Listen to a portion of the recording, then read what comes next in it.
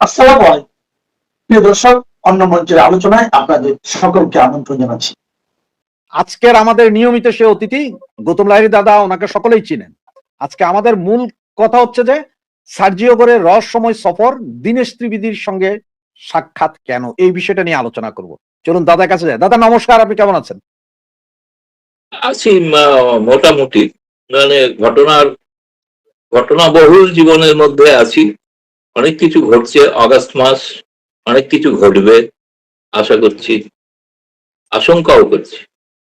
দাদা আজকে আমাদের দেশের সবচেয়ে হট নিউজ যেটা, সেটা হচ্ছে যে আমাদের মহামান্য জামাতের আমির, যিনি একসময় জাসদ করতেন, জাসদ থেকে এখন এসে হুজুর হয়ে গেছেন, উনি বললেন যে দীনেশ ত্রিবেদীর সাথে সার্জিওরের সাক্ষাৎ বাংলাদেশের ভূমিতে এইটা শিষ্টাচার বহির্ভূত।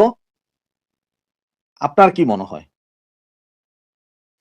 আপনাকে এটা তো ঠিক আছে, এটা ঘটনা যে ঠিক আছে, এটা আমি একটা প্রতিক্রিয়া জানাচ্ছি বা আমার উপলব্ধি বিশ্লেষণ বলছি। তার আগে যেটা এখনো হট কিনা জানি না, বাংলাদেশে আগামী 5ই আগস্ট শেখ হাসিনা সাংবাদিকদের সঙ্গে মিলিত হচ্ছেন দিল্লিতে।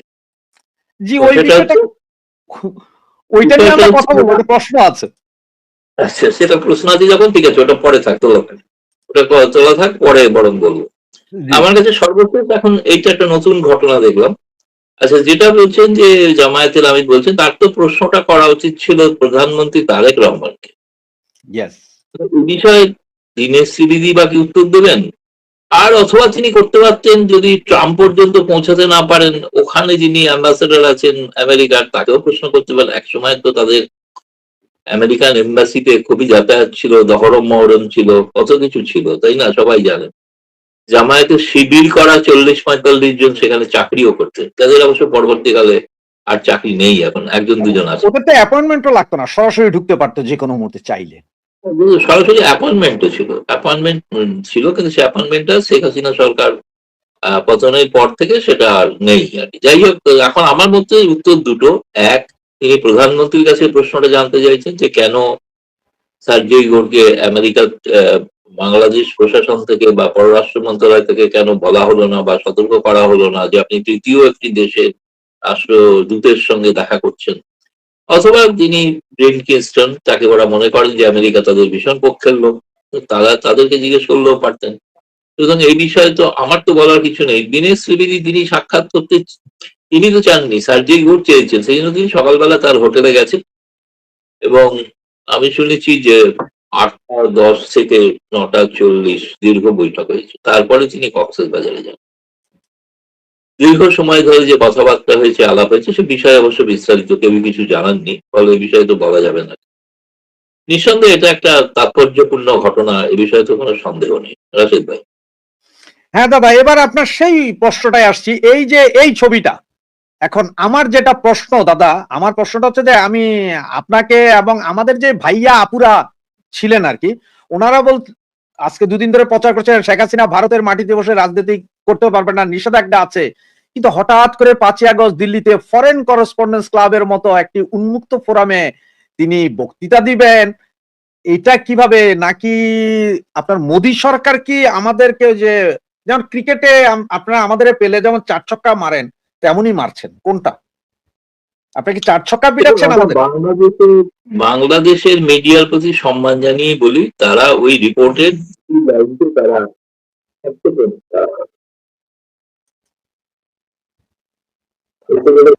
যায় না।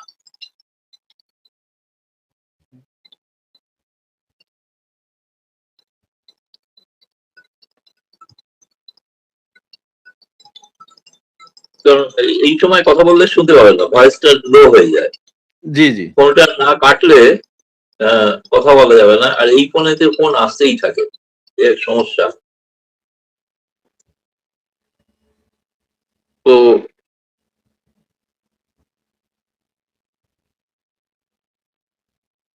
হ্যাঁ, আমি যেটা বলছিলাম যে বাংলাদেশের মিডিয়ার প্রতি সম্মান জানিয়ে বলছি, তারা একটি রিপোর্টের 2টি মাত্র লাইনকে তারা উল্লেখ করে তারা বেশ গদগদ হয়ে গেলেন যে শেখ হাসিনাকে ভারত বলে দিয়েছে। পার্লামেন্টেও নাকি আলোচনা হয়েছে, পার্লামেন্টে কোনো আলোচনাই হয়নি, কিছুই জানেন না। কারণ হচ্ছে ওটা স্ট্যান্ডিং কমিটির রিপোর্টটা গত বছরের এবং সেই সময় মনে আছে যে হাদি হত্যাকাণ্ডের পর বাংলাদেশ সরকার যখন ভারতকে একটা কড়া চিঠি দিয়েছিলেন, তার প্রত্যুত্তরে ভারত যে জবাব দিয়েছিল, যেটা লিখিত আকারে, যেটা প্রকাশ্যে, এটা হচ্ছে ভারত কখনো রাজনীতিতে প্রশ্রয় দেয় না।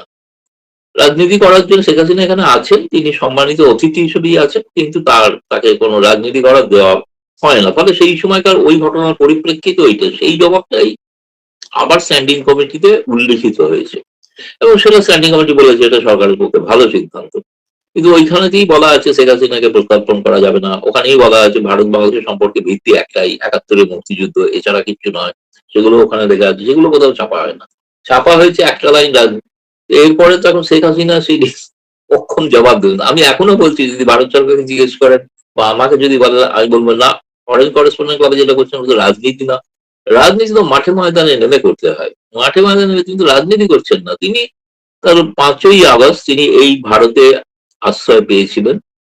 তার এতদিন ২ বছর পরে তার কেমন কাটছে, কেমন সময়, কি ভাবছেন তিনি, যদিও এর হেডলাইন শিরোনামে দেওয়া আছে হোম কামিং, মানে তিনি দেশে ফিরছেন, সেই উপলক্ষে এটা। এখন ফলে খুবই ইন্টারেস্টিং, চিত্তাকর্ষক। এখন ব্যাপার হচ্ছে যে যারা লিখেছিলেন যে রাজনীতি করতে দেওয়া হবে না, তারা দয়া করে এখানে আসুন, এসে শুনে যান শেখ হাসিনা কি বলছে। শেখ হাসিনা একা নয়, এখানে সজীব ওয়াজেদ জয় থাকবে। তবে তিনি, আমি শুনেছি তিনি অডিও মারফত থাকবেন, মানে শেখ হাসিনা অডিও মারফত থাকবেন, ভিডিও নয়। আগে একবার বলেছিলাম বলে প্রচুর কন্ট্রোভার্সি হয়েছিল, আপনি বলেছেন ভিডিও, আমি কিছুই বলিনি, ভিডিও আমি বলেছি তিনি উপস্থিত হবেন। আজ আবার বলছি ৫ই আগস্ট শেখ হাসিনা উপস্থিত হবে, কিন্তু অডিওর মাধ্যমে হবে, ভিডিও তো এখনো হচ্ছে না। তাহলে এমনি বাকি তো পুরনো সাবেক শিক্ষামন্ত্রী তিনি থাকবেন, আরো কিছু কেউ থাকবেন যাদের নাম ওখানে দেওয়া আছে, ছাত্রলীগের নেতা ইত্যাদির নাম দেওয়া আছে। এখন আমি এটা থাকবেন। হ্যাঁ বললাম তো, সজীব ওয়াজেদ জয় থাকবেন, তিনি সরাসরি থাকবেন, তিনি হচ্ছেন ভিডিও মারফত থাকবেন। কিন্তু এটা নিয়ে বাংলাদেশের এখানকার বাংলাদেশ সরকার ব্যাপারটা তো নড়ে চড়ে বসেছেন, এবং তারা ভারত সরকারের উপর একটা চাপ তৈরি করারও চেষ্টা করছেন। এখনো পর্যন্ত আগের বারও করেছিলেন, তাতে কোনো লাভ হয়নি। এখন ফরেন করেসপন্ডেন্ট ক্লাবকে ভারত সরকার কি করে বলবে যে তোমরা এমন কোনো অনুষ্ঠান করো না? এটা তো বিদেশে ভারতের মুখ করবে, সব দেশ তো বাংলাদেশ নয় না। বাংলাদেশে আপনি যা খুশি তাই নির্দেশ দিতে পারেন সাংবাদিকদের, সেটা চলেও, তারা মেনেও নেয়, আর যারা মানেন না তারা জেলে যান। কিন্তু ভারতে তো এটা করা সম্ভব না। তবে সেই জন্য এখন দেখা যাক, এখনো সময় আছে, আজকে ২ তারিখ, ৫ তারিখে ঘটনাটা ঘটবে সন্ধ্যে ৬:৩০। তো আশা করি, এবং এফসিসি যেটা, তাদের ফেসবুক লাইভও আছে। ফলে লাইভে যে যেখানে আছেন ভারতীয় সময় ৬:৩০, তারা যদি ফেসবুক দেখেন তাহলে দেখতে পাবেন আশা করি। আমি একজন শ্রোতা হিসেবে যাব আর কি ওখানে। আচ্ছা, আপনি ওখানে উপস্থিত থাকবেন। তো দাদা, না, ভারত সরকার রাজনীতি কোনটাকে মনে করে? যদি ধরেন যন্তর মন্তরে গিয়ে শেখ হাসিনা ভাষণ দিত আর আওয়ামী লীগ নেতারা ওখানে জয় বাংলা স্লোগান দিত, তাহলে এটা তো রাজনীতি। হ্যাঁ, তখন হয়তো লাঠি টিয়ার গ্যাস চলতে পারত, সেগুলো রাজনীতি। এখন এটা তো তাই না? মানবাধিকার যেরকম সংস্থা বা কারোর সাথে কথা বলা, এটা কি রাজনীতির ভেতরে পড়ে? না, এগুলো রাজনীতি। মানবাধিকার সংগঠনের লোক নিউ ইয়র্ক থেকে আসছেন, তিনি তিনি তার সঙ্গে কথা বলবেন, এবং সেখানে মিডিয়া থাকবে, মানে ফরেন করেসপন্ডেন্ট ক্লাব হলো যে বিদেশের গণমাধ্যমে চাকরি করেন যারা দিল্লিতে অবস্থিত, তাদের তাদের এটা ক্লাব। এটা ভারতীয় প্রেস ক্লাব নয়। প্রেস ক্লাব হলো ভারতীয় সাংবাদিকদের ক্লাব, আর সেই ক্লাবটা হলো বিদেশি সাংবাদিকদের ক্লাব। তাহলে আমি তো বলছিলাম যে ক্রমাগতই তিনি তো শেখ হাসিনা ক্রমশ সেই পশ্চিমা গণমাধ্যমের কাছে লাগাতার তিনি সাক্ষাৎকার দিচ্ছিলেন, সাক্ষাৎকার দিয়ে চলেছেন, এবং ফরেন করেসপন্ডেন্ট ক্লাব দিল্লিতে যেটা আছে সেটাতেও তিনি ভাষণ দেবেন। আমি শেষ পর্যন্ত জানি না কি হবে, এখন কতটা কি বলতে পারছি না, আশা করছি অনুষ্ঠানটা হবে এই আর কি। দাদা, এদিকে আমার আরেকটা প্রশ্ন, যেটা সার্জিও গোর তো নিজস্ব অফিস আছে দিল্লিতে, এরপরে উনি কেন বাংলাদেশেই দীনেশ ত্রিবেদীর সাথে কথা বলতে হবেন? আবার মিটিং শেষ, দীনেশ ত্রিবেদী সাহেব আবার রাতের বেলা দিল্লি চলে গেলেন, আজকে সার্জিও গোরও সম্ভবত বাংলাদেশ ছেড়েছেন। ব্যাপারগুলো কেমন? না, এর মধ্যে পুরোটা সবটা সত্য নয়, সবটা সত্য নয়। তার কারণ হচ্ছে সার্জিও গোর কেবলমাত্র ভারতে নিযুক্ত রাষ্ট্রদূত নন, তিনি দক্ষিণ এশিয়ার একজন ট্রাম্পের বিশেষ দূত।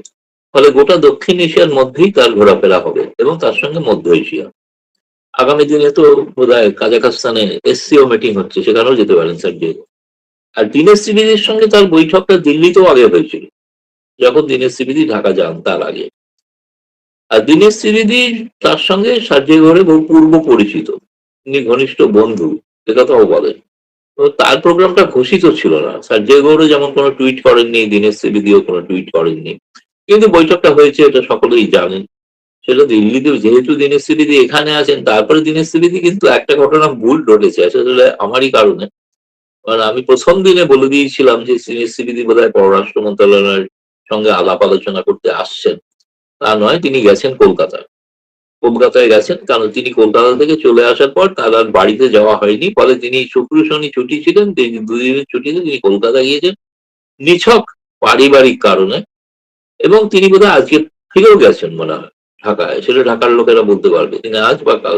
কারণ আজকে তো রবিবার থেকে তো বাংলাদেশের তো সরকারি কাজের ছুটি, কাজের দিন। ফলে সেই কারণে হয়তো তিনি হয়তো ফিরেও গেছেন। ফিরে যাওয়ার কথাই ছিল। 2 দিনের জন্য এসেছিলেন, চলে গেছেন। দিল্লি বা আসেননি। এবং দিল্লি এসছেন কিনা, পরে কলকাতা থেকে দিল্লি এসছেন কিনা, না আমি এই খবর পাইনি, জানি না। কিন্তু আমি জানি উনি আমাকে অন্তত বলেছিলেন, উনি আসার পরেই আমি ওনাকে যোগাযোগ করি, যে উনি বললেন আমি কলকাতায় আছি, দিল্লিতে নেই। আমি আবার চলে যাবো, ফিরে যাবো, এভাবেই বলেছেন।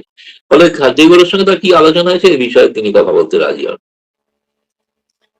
দাদা, এদিকে আমরা যতটুকু শুনলাম সার্জিও গড় নাকি আওয়ামী লীগের একজন নেতা, যেটা এখন পেপার পত্রিকা বা বিভিন্ন গণমাধ্যমে দেখছি যে সাবের হোসেন চৌধুরীর কথা বলা হচ্ছে, যে ওনার সাথে সম্ভবত ওয়েস্টিন হোটেলে দেখা করেছেন, মিটিং হয়েছে বা অন্য কোথাও দেখা হয়েছে।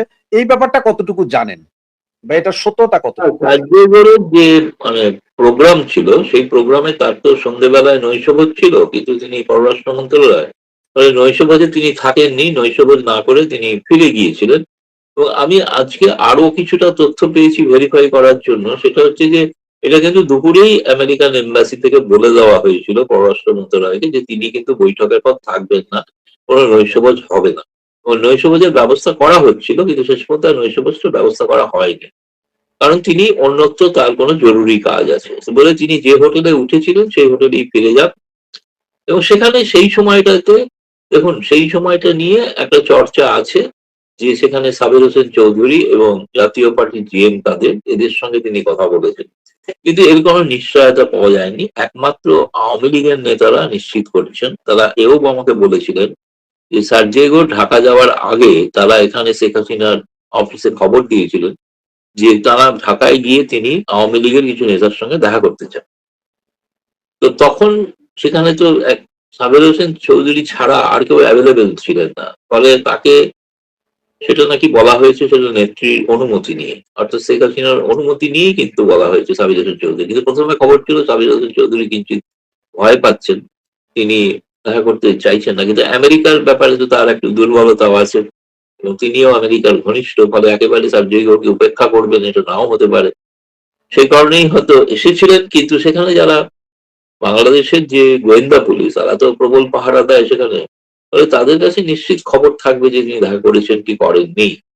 এবং সেক্ষেত্রে বাংলাদেশ সরকার অফিসিয়ালি খবরটাকে খণ্ডনও করতে পারে যে না, এটা বাজে কথা বলা হচ্ছে নয়। ফলে আমি নিজে থেকে কিন্তু 100% আমি আওয়ামী লীগ থেকে নিশ্চিত হয়েছি। আওয়ামী লীগের শীর্ষ নেতা বলেছেন, শীর্ষ স্তরে মানে ওয়ার্কিং কমিটির মেম্বারদের মধ্যেই কেউ আমাকে বলেছে যে হ্যাঁ দেখা হয়েছে। কিন্তু আচ্ছা আচ্ছা। আওয়ামী লীগ সূত্রে। কিন্তু এটা আমি অন্য সূত্রে সাবির হোসেন চৌধুরী বা জিএম কাদের আমি শুনেছি তার ফোন সুইচ অফ রয়েছে, ফলে তাকে পাওয়া যায়নি। তাহলে আমি যাই না, তার সঙ্গে কথা বললেই জানা যেতে পারে। আর বাংলাদেশ সরকার এই বিষয়টা বলতে পারে যে সত্যি দেখা হয়েছিল কি হয়নি। কিন্তু যেটা গুরুত্বপূর্ণ ঘটনা, যেটাতে বাংলাদেশের গণমাধ্যম গুরুত্ব দিচ্ছে না, জুলাই বিপ্লবের যারা নায়ক তাদের কারুর সঙ্গে সার্জিও দেখা করে না। ইউনূস, না জামায়াতের আমির, না এনসিপি, তাদের কারুর সঙ্গে তিনি দেখা করেন। তিনি দেখা করলেন ভারতের হাই কমিশনার আর জল্পনা তিনি প্রধানমন্ত্রীর সঙ্গে দেখা করেছেন, কিন্তু বিএনপির কোন নেতৃবৃন্দের সঙ্গে দেখা করেন। এবং তিনি পররাষ্ট্র সরকারি পর্যায়ে বৈঠক করেছেন, কিন্তু রাজনৈতিক স্তরের বৈঠক, থিঙ্ক ট্যাঙ্ক যেগুলো সব রটানো আগে বলা ছিল, কিসের সব বিশেষ কিছু সম্পাদকদের সঙ্গে তার বৈঠক, এগুলো কোনোটাই ঘটেনি। ফলে জুলাই বিপ্লবের নায়কদের কি আমেরিকা উপেক্ষা করছে? জানি না, প্রশ্নটা করে দাও। তবে এদিকে আমাদের কাছে যে খবরটা আছে সেটা হচ্ছে 2 ঘন্টা বৈঠক ছিল আপনার ইয়ের সাথে, পররাষ্ট্রমন্ত্রীর সাথে। 20 থেকে 25 মিনিট নাকি বৈঠক ছিল তারেক রহমানের সাথে, আমাদের প্রধানমন্ত্রীর সাথে। কিন্তু 55 মিনিট বৈঠক ছিল দীনেশ ত্রিবেদীর সাথে। ব্যাপারটা কেমন হয়ে গেল না? ব্যাপারটা হচ্ছে এই যে যেটা আমি শুনেছি সেটা হচ্ছে যে তিনি সন্ধ্যেবেলায় হোটেলে এমন কোন ফিডব্যাক পেয়েছিলেন স্যার জৈগো, যেটা তিনি ভেরিফাই করতে চেয়েছিলেন, কিন্তু তিনি জানেন তো সরকারি যে দল তার সঙ্গে কথা বললে সেটা ভেরিফাই করা যাবে না। সেটা তিনি দীনেশ ত্রিবেদী, যিনি হাই কমিশনার, যিনি তার পুরনো বন্ধু, তার সঙ্গে দেখা করে তিনি জানতে চেয়েছিলেন বাংলাদেশের গ্রাউন্ড রিয়েলিটিটা কি। সেই গ্রাউন্ড রিয়েলিটিটা সম্পর্কে তিনি দীনেশ ত্রিবেদী তাকে হয়তো ব্যাখ্যা করেছেন, বলেছেন। এটুকুই মানে আমি মোটামুটি যতটুকু আভাস ইঙ্গিতে বুঝেছি আর। আমাদের পররাষ্ট্রমন্ত্রীর সাথে যে কথা মিটিংটা হয়েছে 2 ঘন্টা, এরপরে যখন সাংবাদিকরা প্রায় 10টা প্রশ্ন করেছেন পররাষ্ট্রমন্ত্রীকে বিভিন্ন বিষয়ে, যে আওয়ামী লীগ বিষয়ে কথা হয়েছে না, এই ভারত বিষয়ে কথা, উনি সব জায়গায় বলছেন না না না। তাহলে এই 2 ঘন্টা ওনারা কি করেছেন? ওখানে কি প্রেমালাপ হয়েছে বা একজন আরেকজনকে ফুল দিয়েছে আই লাভ ইউ এরকম কিছু হয়েছে নাকি? না, কতগুলো আমেরিকার তো ব্যবসায়িক সম্পর্ক থাকে। আমেরিকা তো বলেছে তারা বিজনেস টিম পাঠাবেন এখানে, ব্যবসা তারা করতে চান। রিপাবলিকান আমেরিকানরা তারা ব্যবসা নিয়ে বেশি আগ্রহী, ফলে ব্যবসায়িক বিষয় নিয়ে কথাবার্তা হয়েছে। আর একটা হয়েছে আলোচনা, যেটা আমার মনে হয়, আমি যেটা শুনেছি, বৈঠকের পরই পররাষ্ট্রমন্ত্রী এবং উপদেষ্টা দুজনেই প্রধানমন্ত্রীর কাছে প্রায় দৌড়ে গিয়েছিলেন। কারণ আমেরিকা একটা প্রস্তাব দিয়েছে যে প্যাক্সিডিকা নামে যে আর্টিফিশিয়াল ইন্টেলিজেন্স এবং যে গোয়েন্দাগিরির একটা ইন্টারন্যাশনাল অ্যালায়েন্স তারা তৈরি করেছেন, যেটাতে ভারতও আছে, মূলত চীন বিরোধী। সেটাতে তারা চান যে বাংলাদেশ তাতে সামিল হোক। কারণ বাংলাদেশ চীনের এরকম একটা নেটওয়ার্ক, তার মধ্যে নীতিগত সম্মতি তারা দিয়ে বসেছেন যে তারা তার শরিক হবেন। এবং গতকাল রাতে বাংলাদেশের পররাষ্ট্র মন্ত্রণালয় থেকে কিন্তু একটা ছোট আকারের একটা বিজ্ঞপ্তিও জারি হয়েছিল যে চীনের ওই প্রস্তাবটাকে তারা গ্রহণ করছে। কিন্তু আমেরিকা যে প্রস্তাব দিয়েছিল যে প্যাক্সিডিকা, সেটাতে কিন্তু কোনো তারা এখনো সম্মতি দেননি। ফলে এই বিষয়টা নিয়ে আমেরিকা ভারত যেখানে একজোটে সামিল, এবং আমি তো বরাবরই বলছি যে আমেরিকা ভারত ইদানিংকালে বাংলাদেশের বহু বিষয়ে তারা সহমত, বিশেষ করে চীনের প্রভাব রক্ষা, অন্তর্বর্তীকালীন একটি রাজনৈতিক ব্যবস্থা এবং আন্তর্জাতিকভাবে কিভাবে চীনকে বিরোধিতা করা যায় সেই ব্যাপারে তো ভারত যুক্তরাষ্ট্র এক। ফলে সেই বিষয়ে কিন্তু বৈঠকগুলি খুব সফল হয়নি বলেই আমি বলতে পারি। সার্জিগোরের সঙ্গে বাংলাদেশ সরকারের বৈঠক, তারা যতই সবাই দেখা হলে সেটা সবসময় বলে চমৎকার বৈঠক হয়েছে, দারুণ বৈঠক হয়েছে, অসাধারণ কথা হয়েছে, খুব ভালো হয়েছে। যুক্তরাষ্ট্র বাংলাদেশ নিবিড় হয়ে গেছে, এত নিবিড় হয়েছে যে ডিনার খেতে ভুলে গেছে, এতটাই নিবিড় হয়েছে। সুতরাং এগুলো তো কূটনীতির একটা অঙ্গ না। কূটনীতিতে এই বডি ল্যাঙ্গুয়েজ এগুলো দেখে বোঝা যায় আপনি ডিনার খেলেন কি খেলেন না, দাওয়াত গ্রহণ করলেন না, তার মানে কি? আপনি আমাকে দাওয়াত দিবেন, আর আমি বললাম না রাশেদ ভাই আমি আজকে খেতে পারবো না, আমি চললাম, অন্য জায়গায় ব্যস্ত আছি, এটা কি আপনাকে অপমান করা নয়? তাই তো আমি সাধারণ বুদ্ধিতে তাই বুঝি। বাংলাদেশের এখন তারেক রহমানদের সৌজন্যবোধটা কি আমি জানি না, তার ব্যাখ্যা কি? তারা বলছেন আওয়ামী লীগ কোনো ব্যাপারই না, নন এন্টিটি, কোনো গুরুত্বই নেই। তো গুরুত্ব নেই তো তাকে বাংলাদেশে ঢুকতে দেন, তার তো গুরুত্বই নেই। গুরুত্ব নেই অথচ তার নিষেধাজ্ঞা রাখবেন, ইররেলিভেন্ট একটা শব্দ ব্যবহার করেছেন, ইররেলিভেন্ট। কিন্তু আমি দেখলাম সার্জেই গৌড়ের সফরে জুলাই বিপ্লবের নায়ক নায়িকেরা ইররেলিভেন্ট হয়ে গেল, এবং তাই না? গতকালকে আজকে সার্জিগোর চলে গেল, এত মিটিং হলো, আওয়ামী লীগ ভারতে দাফন হয়ে গেছে। হয়ারাজ গতকাল সন্ধ্যার পর থেকে পুলিশকে সর্বোচ্চ সতর্ক অবস্থায় রাখা হয়েছে, এটা জারি করা হয়েছে। ওই তো এতটাই ইররেলিভেন্ট, এতটাই ইররেলিভেন্ট। আবার আপনি যেটা বললেন আমেরিকার একটা প্রস্তাব নাকি, আজকে আমি পত্রিকাতে দেখলাম যে আর্টিফিশিয়াল ইন্টেলিজেন্সের জন্য ওনারা $2 বিলিয়ন বিনিয়োগ করবেন বাংলাদেশে। জোটের কথা বলেছেন তারা, সেটা আমিও দেখেছি, গণমাধ্যমে দেখেছি ঘটনা, আমাদের ভারতেরও কিছু গণমাধ্যমে বেরিয়েছে। আচ্ছা দাদা, এদিকে তো অন্য যেই কাহিনীটার দিকে এখন মনে হয় যাচ্ছে যে সার্জিও কক্সবাজারে গেলেন, ওখানে কি কি করলেন এগুলো প্রকাশ হয়নি, বা সার্জিও যদি টুইট করেন আমরা হয়তো জানতে পারবো। তো কক্সবাজার ওইদিকে যাওয়া মানে তো করিডোর ফরিডোর এগুলোর বিষয় আছে অনেক কিছু। তো চাইনিজ করিডোর হবে না আমেরিকান করিডোর হবে, নাকি আমাদের তারেক ভাই বলবো যে কাউকেই দিব না? কোনটা মনে হয় আপনাকে? জানি না, আমার তো দেখে শুনে মনে হচ্ছে যে বাংলাদেশ সরকার বোধহয় একটা 1 টাকার কয়েন নিয়ে বোধহয় হেরটেল করবে। হেরটেল করে যার পক্ষে পড়বে সেদিকে যাবে, এরকম একটা অবস্থায় আছে। কোনো সিদ্ধান্ত নিতে পারছেন না, কোন দিকে যাবেন। শি জিনপিং এর প্রস্তাব, ট্রাম্পের প্রস্তাব, দুটো নিয়ে তো হিমশিম অবস্থা। দুই হচ্ছে, আপনাকে আরেকটা কথা বলি, সেটা হচ্ছে যে রোহিঙ্গাদের ক্যাম্পটা দেখাশোনা করে ইউনাইটেড নেশন, জাতিসংঘ। সার্জিও আর জাতিসংঘের কোনো অফিসিয়ালদের সঙ্গে দেখা করেন, না। তাও তিনি দেখা করতে চাননি। অথচ আমেরিকান এম্বাসি, ইউনাইটেড নেশনসের যে দপ্তর আছে, সেখানে তাদের বলা হয়েছিল একটা নোট ভার্বালে দিয়ে সার্জিও পরিদর্শন করতে যাবেন, আপনারা তাকে সুযোগ করে দেবেন পরিদর্শনের।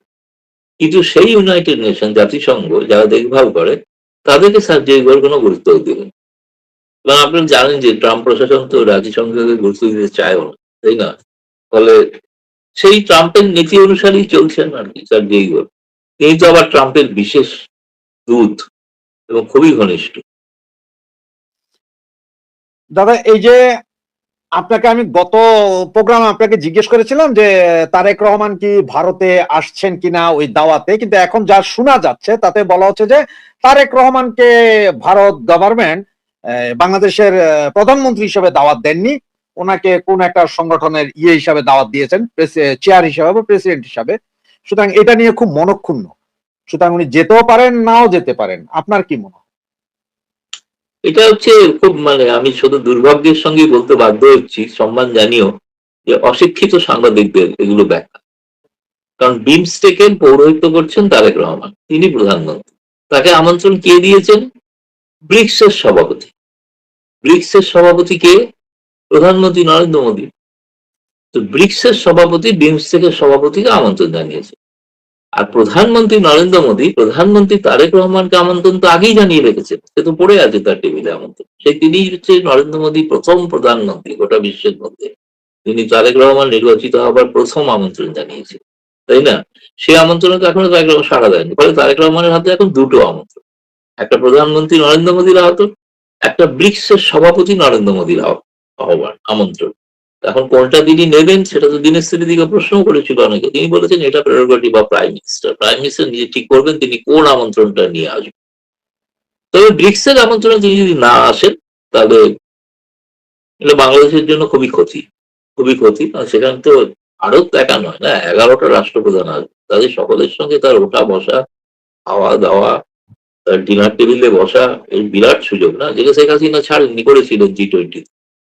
আবার অতীতে ব্রিক্সের সম্মেলনে শেখ হাসিনাও এসেছিল, গোয়াতে হয়েছিল, তখন এসেছিল। কিন্তু কারণ ভারত প্রতিবেশী রাষ্ট্রকে আমন্ত্রণ জানায় এবং বাংলাদেশকে একটা উন্নয়নশীল রাষ্ট্র হিসেবে তাকে গুরুত্ব দেয়, সেই কারণেই তাকে আমন্ত্রণ জানানো। সুতরাং প্রোটোকলটা হচ্ছে, ব্রিক্সের সভাপতি হিসেবে রাশিয়ার প্রেসিডেন্টকে যে আমন্ত্রণ জানিয়েছেন, সেটা হচ্ছে ব্রিক্সের অন্যতম সদস্য রাশিয়াকে। ব্রিক্সের অন্যতম সদস্য শি জিনপিং, তাকে আমন্ত্রণ জানিয়েছে।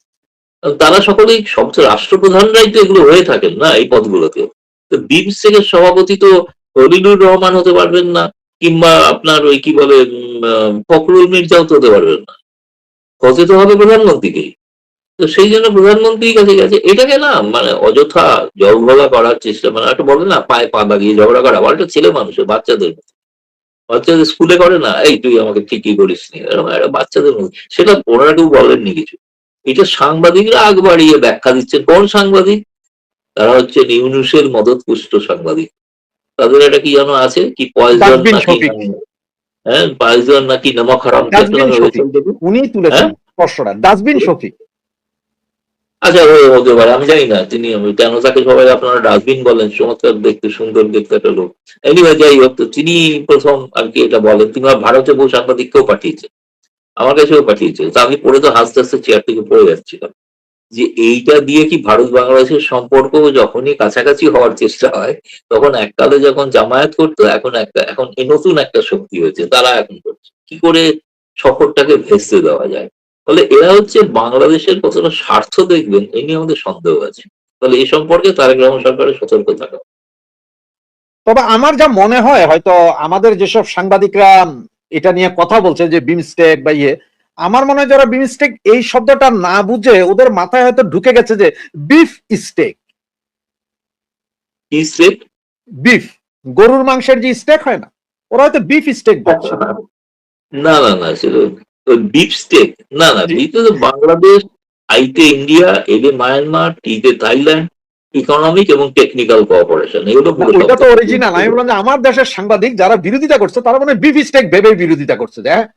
কেন তারা তো বিফ খান, বিফের বিরোধিতা কেন করবেন? না, ওরা ওই যে মানে আমাদের প্রধানমন্ত্রী দিলা না, তোমরা আমাদেরকে বিফ স্টেক বলে আনতেছো, এটা তো হবে না, প্রধানমন্ত্রী বলতে হবে, এই আর কি। তো দাদা আপনাকে সর্বশেষ যে আমি তো এখনো জানি না প্রধানমন্ত্রী ছাড়া আর কেউ বিমস্টেকের সভাপতি হতে পারে কিনা।